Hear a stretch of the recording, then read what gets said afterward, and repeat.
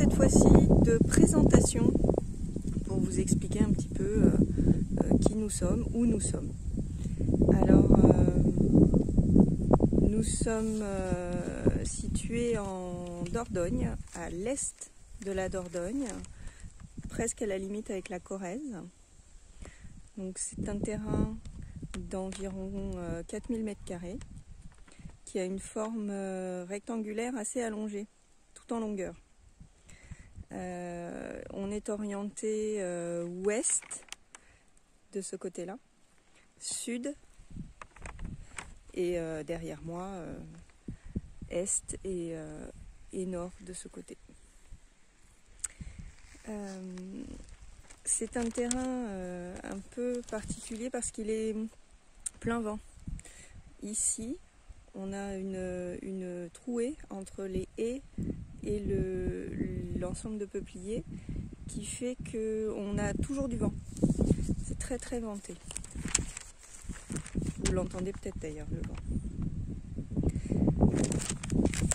Alors le terrain s'organise en 4 zones.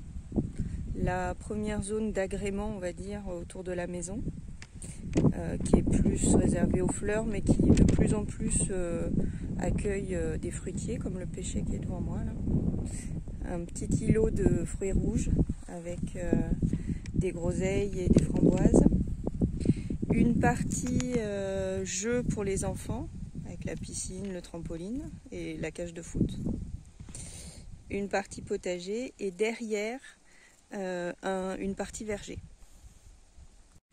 Alors, à l'origine, ce terrain était planté de vignes. Au début du XXe siècle, hein, dans la région, il y avait énormément de vignes. Et puis, tout a été arraché après l'attaque du phylloxéra. Donc, il a été converti ensuite en pré pour les vaches. Donc, quand nous l'avons acheté, c'était un terrain totalement nu, entièrement vide. Et nous avons tout planté.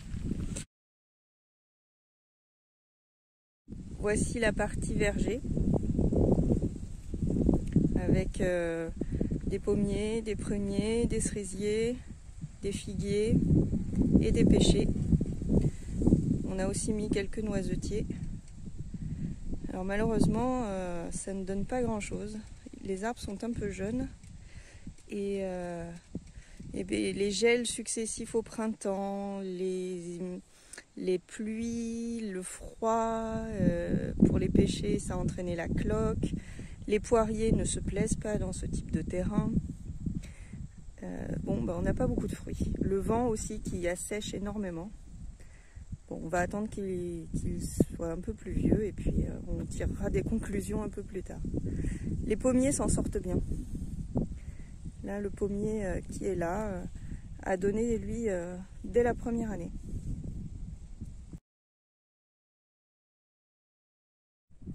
Cette année, cette partie est consacrée aux pommes de terre, carottes, il y avait des oignons là où il y a la paille actuellement. Et puis derrière, on a les concombres. Il y avait des haricots grains. À droite, ici, derrière, ce sont des haricots grimpants. Et tout au fond, encore, des concombres et des melons. La deuxième zone du potager, c'est la serre. On en reparlera un peu plus longuement tout à l'heure. Et la troisième zone est constituée ici des framboisiers, des artichauts, ça qui ne bouge pas, et des tomates.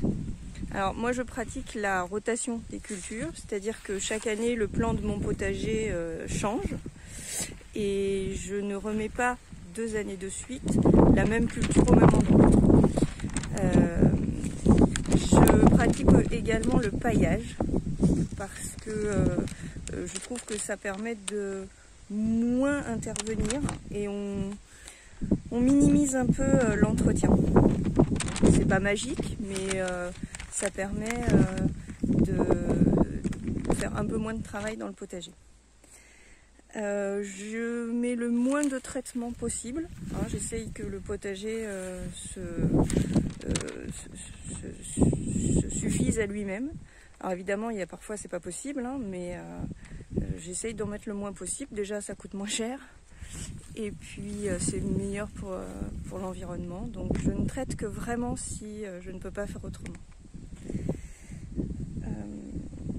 ma philosophie de culture s'est inspirée un peu de ci, un peu de ça. Je ne suis fermée à aucune méthode et je recherche essentiellement le meilleur rapport effort-efficacité. Hein, l'inspiration permaculture me convient bien parce que il n'y a pas trop de travail, même si évidemment il y en a, hein. Mais laisser les mauvaises herbes, mauvaises soi-disant, pousser et intervenir le moins possible, ça me convient parfaitement, même si la permaculture ça n'est pas que ça, hein. Les puristes vont sauter au plafond, mais je ne me revendique pas non plus permacultrice complètement, donc voilà. C'est un sol sableux et caillouteux, hein, qui a besoin quand même d'être amendé, donc j'ai essayé de fabriquer mon propre compost, mais franchement c'est pas une réussite, hein, c'est pas terrible, donc j'achète du fumier de cheval et puis des granulés d'engrais bio, mais c'est pareil, hein, j'essaye d'en mettre le moins possible. Alors je vous montre là sous la paille, hein, le sol, c'est vraiment du sable, hein. Il y a pire, hein, mais il y a mieux quand même, hein. Donc là c'est là où sont mes carottes. Et les carottes aiment bien. Par contre, j'ai pour l'instant jamais réussi à faire la culture des choux. Alors je retente à nouveau cette année. On verra ce que ça donne. Nous essayons également de faire un maximum de boutures pour peupler un petit peu nos 4000 m² parce que eh bien, si nous devions acheter chaque plant, ça fait une sacrée addition à la fin. Donc tout ce que nous pouvons bouturer, nous le bouturons. Là ce sont des groseilliers, les pauvres vivement l'automne pour qu'ils soient plantés, des figuiers. Nous avons fait également des boutures de citronniers. Et là, ce sont des fleurs, le jasmin d'hiver et abélia. Bon, c'est pas grand chose à voir avec le potager, mais ça a le mérite d'exister.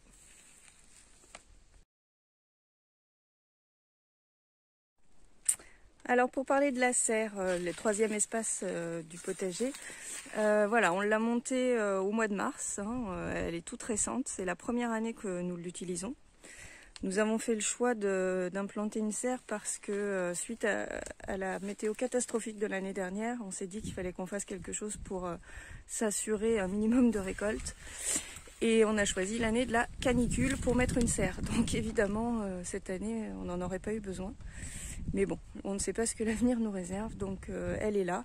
Dans tous les cas, on voudrait bien prolonger la saison. Hein, essayer d'avoir des cultures de tomates, de fruits d'été qui se prolongent un peu vers le mois d'octobre, et aussi pour avoir une saison qui commence un peu plus tôt au printemps. Bon, ça n'a pas été le cas cette année puisque en étant fini de monter au mois de mars, je n'ai pas pu démarrer les cultures de printemps au mois de février ou même au mois de mars. La serre n'était pas prête à être cultivée, elle était juste montée. Donc c'est un investissement coûteux, très coûteux.